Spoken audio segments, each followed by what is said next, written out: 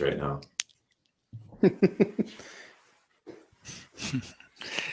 Hey everybody, welcome back to disposITion21. Joe Marion here.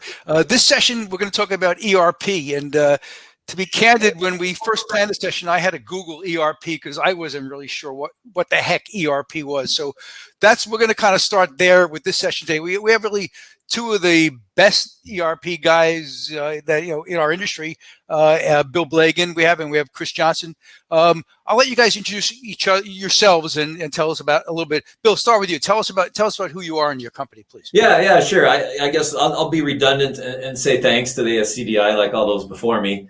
Hopefully it has the same impact or more. But I've been in the industry since 1986, really, and I've seen how the ASCDI over years has changed and morphed to stay relevant and lead the industry.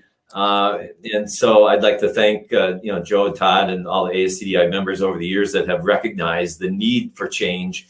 And I think IQ Reseller, in the same vein, has changed the same way over the years. And we were kind of like ITAD software before there was even ITAD, and had all the underpinnings of that. So anyway, yeah, thanks for being an association that really actually does benefit the members. Thanks. And I'll pass it over to Chris. Thank you. Thanks for that, Bill. All right. Thanks. Yeah. Thanks, Bill. So guys, thanks. My name is Chris Johnson. I'm the Director of Strategy for the Vesta Group. Again, want to say thanks to Joe and Karen and the team. Just very grateful for the opportunity to visit with everybody today. As far as the Vesta Group, we are a NetSuite seller and implementer, a larger ERP, and have dozens of clients where we have built purpose-built last mile functionality for the electronics recycling industry, and have really invested heavily in the industry with doing things like like the Silicon Mountain movie that we produced and put together, that's kind of featured here at ASCDI, and just lots of electronics recycling events. If you happen to be in the Dallas area, we have one at our office tomorrow where we are partnering with Craig Boswell and the hobby team, and just excited to be part of the industry and helping companies grow. Great. Well, thank you guys both for being here. So ERP, what is it? Let's start there. What is it? Why do I need it? Chris, I'll throw you the first softball. How about that? Okay, that's a good one. Thank you. So ERP. So ERP is basically a single purpose-built software system that is intended to help you with a set of business functions. That sounds really super generic, but what we're doing is we have software that basically helps you, as if you watched Karen Fetter in the last discussion, helps you automate, keep track of all the devices in your system, your agreements, your procurement, your purchases, your sales, and ideally have it all tied into your financials, where you've got real-time KPIs, real-time measurements, real-time dashboards, so that you actually have visibility about what's going on in your business. So if you're going to just boil it down to the most simple thing, it's really a system that gives you visibility with what's going on in your business. Bill, you got anything to add to that? Yeah, no, I think that's right on. And drilling down into kind of more detail, there's all these things that go on inside of a reseller or ITAD operation. And if you take just like any one of them and dissect it and say, okay, if we were to do a deep dive, how can we make this the very best it could be? And I think that's the difference between an ERP that's just out there, something like SAP or Navision or whatever, versus something that Chris has done and what we've done, where we've looked at a certain, operation, and we've done this dozens of times in all these operations, and we've drilled down and said, what would make this the bare metal best that it could be?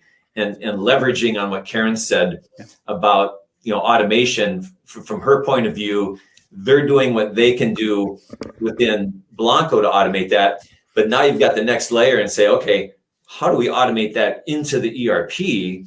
And then how do we automate that into e-commerce? Because if we're collecting that data, or Blanco's collecting that data, or SoftThinks or whoever, we want to get that in and have it show up with commerce ready data on a remarketing site, or if you're a wholesaler, wholesale output that you can provide buyers, where people can actually find exactly what they want to buy. And so one example of that automation. I posted a web page today. If you go to iqreseller.com / just go one hyphen touch, ONE-touch, and you'll just see one example of like an in-depth automation. Looks kind of like this, where it literally picks up where Blanco left off and says, okay, now this stuff is going into the ERP. And I don't know how deep we want to go, but the web page is there, and you can literally see that there are 12 things that happen with no human effort whatsoever, and that is kind of the foundation of the ERP that separates you from just software. But how big, guys, does a company have to be? I mean, you're scaring me. Like my company's too small to justify an ERP. Help me with that. I'd quickly say there's something for everybody. Between Bill and I would probably on one level consider ourselves competitors, and putting us together may seem odd. At the same time, we're supporting different kinds of people, right? So Bill's team has a great place in the industry, lots of history, and probably supports clients that are smaller than NetSuite can support. So just to kind of be super transparent from our perspective, we're going to be, a company would be around the $4 to $5 million of revenue. They would have outgrown some of the other systems, or the most common thing we see is they're coming off of QuickBooks and spreadsheets, and they just cannot handle all the manual data, all the manual transactions, the risk that's associated with it. And so they're looking at something like a NetSuite and then the Vested Group to help them with that. And I know Bill's got a great product as well that addresses, maybe that same level or some other places. So I think there's something for everybody. Yeah. What about you guys? Yeah. I think, NetSuite has obviously things that we're not going to do, and we're going to have things that they don't do, at this moment in time. And depending on who you are and what your business makeup is, you're gonna benefit more by one or the other. And I will say that on average, Vested Group's customers are probably larger if you took like an average user size. Although we have users from 1 to 100 in our database of customers. And if you add them all up, they're doing about 800 million a year in revenues. But that's kind of our sweet spot. We have a lot of customers that literally they start with us and they're 2, 3, 4, 5 users, and 2 years from now they're 20, 25. And it's that kind of what lets them grow is the fact that they were smart, and early on while they were young, they got something that makes the growth easier instead of laboring through the growth. If you get on something earlier, then you don't have to labor. You can scale yourself quicker and grow faster. So, I've got dozens of references I could prove that with.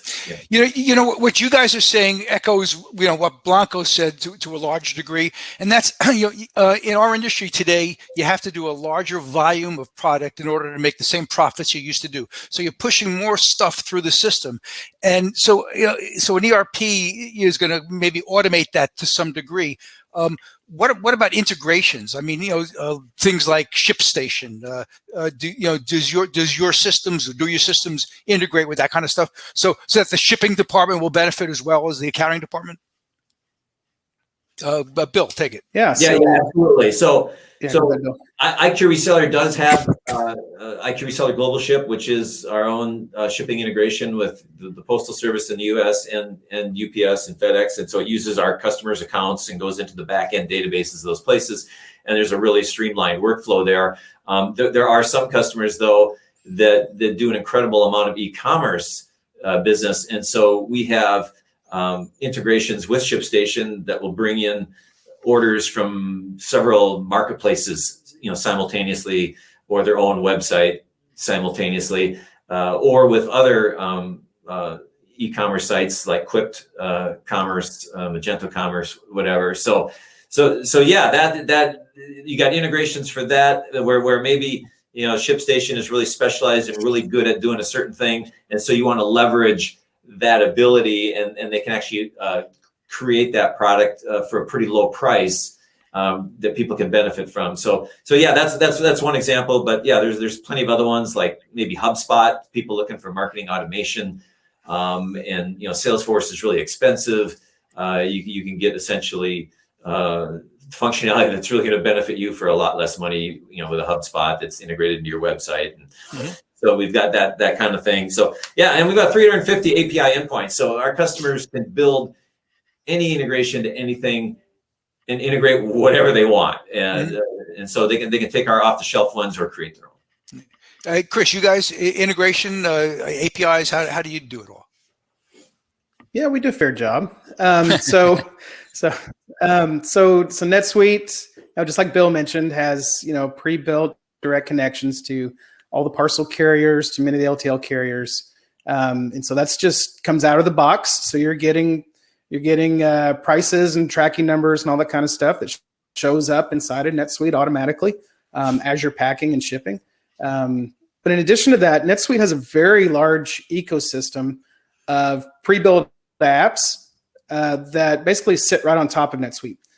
So one of the advantages of something like a NetSuite is that kind of like you have apps that you add onto your phone. I don't want to minimize this, but it's kind of like that, where you basically install a bundle into NetSuite from a third-party app. It's got a pre-built integration, and if there's things that NetSuite does not do that you want it to do, that's super specialty, there's probably an app sitting out there already built for it that you can just kind of plug in.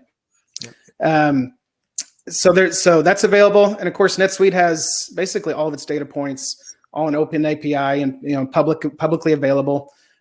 So it's easy to build integrations to, whether you're building a point-to-point integration or you're using some kind of middleware like a Sligo or a Del Boomi or something like that, which already has pre-built integrations into NetSuite. So yeah, getting data in and out of systems, super easy now.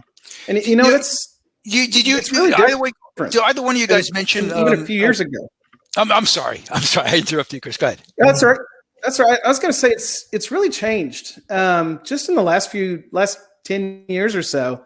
If you were part of a company that implemented ERP 10 years ago, whatever the size, today the whole thing is a lot easier than it used to be. It's not quite as big an effort to go implement ERP. The whole thing is cheaper. It's all kind of moved down market, right? So years ago, you had to be $20-30 million to get a decent sized ERP, and all that's gone. All that's changed. It's a lot simpler than it used to be, and even the capabilities. Whether it's just easier to get implemented, the capabilities of these ERPs have increased dramatically. So where NetSuite is, yes, it's an ERP, but it's also a development platform. So you've got the ability to go create new apps. If there's something unique that you need. There's the kind of the modern ERPs have their own capability to use their tools to develop so that they're supported long term, and you can always count on them. So just kind of the face of what ERP has changed dramatically in the last. And it's really when cloud came around that all that kind of changed. If I want to build those apps, I mean, do I need my own in-house employee to do so, or can I outsource that kind of work? Good question. So it's yes and yes. So you can definitely use, yeah. So and I know Bill will say kind of something pretty similar because he's got a great product. From a NetSuite perspective, it's basically, if you know SQL, so it's not heavy coding or anything like that. It is a lot of user, like a super user who knows how to, in our case, you can create custom records, custom fields, custom workflows by dragging and dropping. So you're not having to write code or anything like that. If you want to do something really sophisticated, then you might have somebody that has to come in and write a little bit of SQL. Alternatively, you can go with a third party. So that's something that the Vesta Group does as well, is we've got our own technical team that can help you build apps. So if you've got something unique, and it's basic to mid-tier, you can probably have users build their own things inside of NetSuite.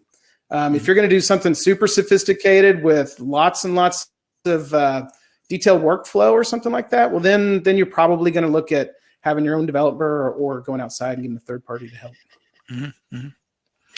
So we really say, I mean, it sounds like it's a QuickBooks, except it's with open architecture. So it's more customized. I can customize, an ERP system to fit my business. QuickBooks, I seem to have to fit my business to the QuickBooks. Bill, when does a company know it's time to make that move to an ERP? Yeah. I think a lot of guys or business owners sometimes think, well, I'm just getting started.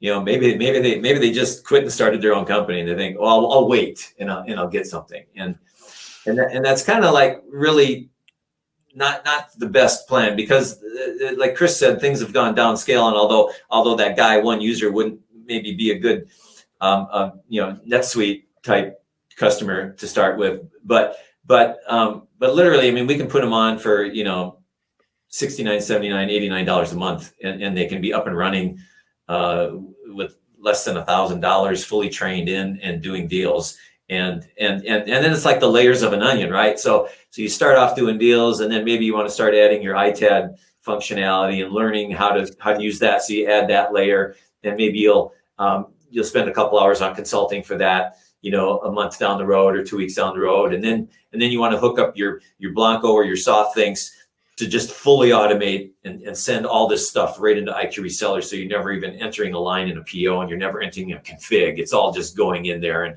you got commerce ready data that's shooting out to your e-commerce sites. And you maybe layer on that another month after that. So it's a crawl, walk, run that you can do really affordably. And so there's really no reason to wait anymore. And we just picked up a new customer in Holland, and he sent me an email and said, yeah, I'm going to go look at this. We're going to start up with this Visma software, right? So I went to the Visma website, and it's like, this doesn't have any ITAD or reseller functionality. And he's like, well, if you match their price, you can have the business.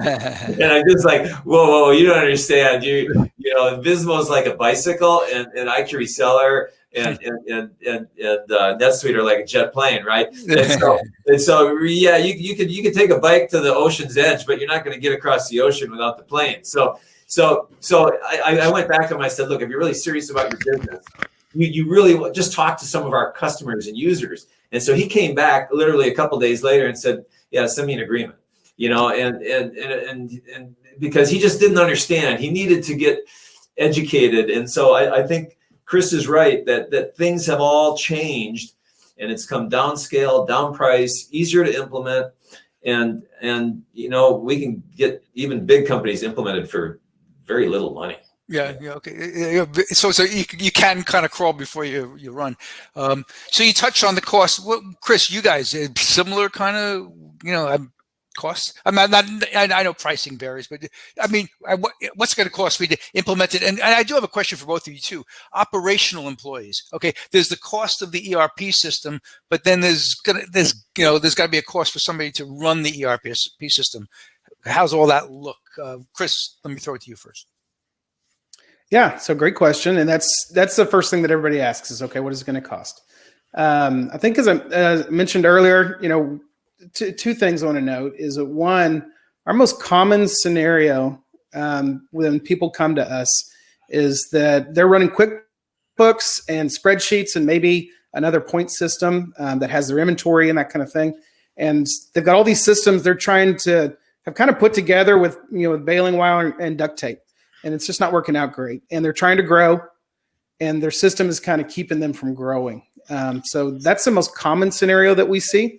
Mm-hmm. And as I mentioned, that if you're in the revenue that's 4 to 5 million or so, that's when you start taking a look at something like a NetSuite. When your existing systems are kind of have you hamstrung, where where you're just not able to grow because you can't get data out, you can't get you've got requests from your customers that you're struggling to fulfill.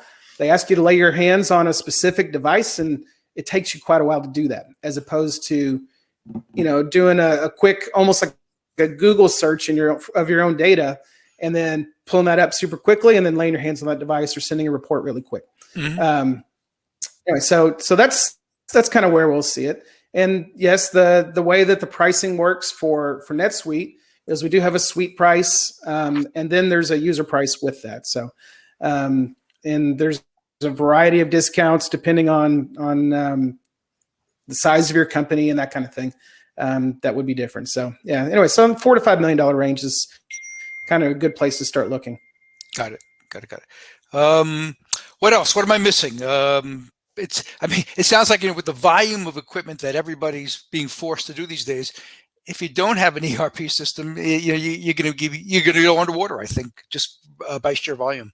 But Bill, we see a lot of people try to, and Bill started to touch on this a little bit, but we have people come to us and they're trying to decide between, do I go with an ERP or do I self-develop? And we don't want to knock anybody, right? We believe in co-opetition, right? So we're friends with Bill, it may be a competitor, but it's good for the industry. So we want to work together to do things. The one area that we would definitely go is and talk about is people that try to self-develop. And the reason is because when you do that, there's two things that you're doing. One is you're kind of declaring that your core competency has to be software and hardware development, right? So, right. And you're not really a device company now, you're a software and hardware company. I don't know a lot of people that really want that to be one of their core competencies. They really want to be able to trust somebody like Bill or like the Vesta Group to help them with that process. Mm-hmm. And the other thing that you really need to consider is if you're developing your own system, you typically have one, maybe two developers, or you're using a studio, and you really have put yourself at a large risk for having that one developer or that studio leave. We see this over and over and over where people come to us and they say, I've got the software, it does a specific thing, but now that developer's retiring or they've left at the studio, and nobody can do anything with it because they're the only ones who knows where all the bodies are buried in the code. Sure. And so those people kind of have you over a barrel now, and you don't really have a way to respond except to do whatever they ask. So when you're trying to self-develop, you really are putting yourself at a large risk of being at somebody else's mercy, as opposed to having a company that has staked itself in the industry, like an IQ Reseller, or a Vesta Group and NetSuite, that wants to stay in the industry and has to have a good reputation in the industry. We can't do things like that. We have to do the right thing and get along with each other. So I know Bill's probably got a lot to add to that, but I would just say self-development is kind of the only place I would really just go frontal and caution people that's not the ideal thing to do. Sure. Yeah, I would layer on that first of all, self-development, people sometimes don't realize that software is never done. And so when you sign on to start self-developing, you kind of fool yourself. And honestly, I fooled myself with my company, 15 years ago. I thought, okay, man, if I could just get this done, I'll be there. And then it's like that hurdle's over. And then if I get this done, I'll be there, and this done, and then 20 years goes by and you're still developing software and it never ends. And so to do it yourself, you're really distracting yourself from your core competency, which is going out there and running your business. And also, I don't care how smart you are, if you're yourself and your own team, that's all your input going into the software, that's kind of limited.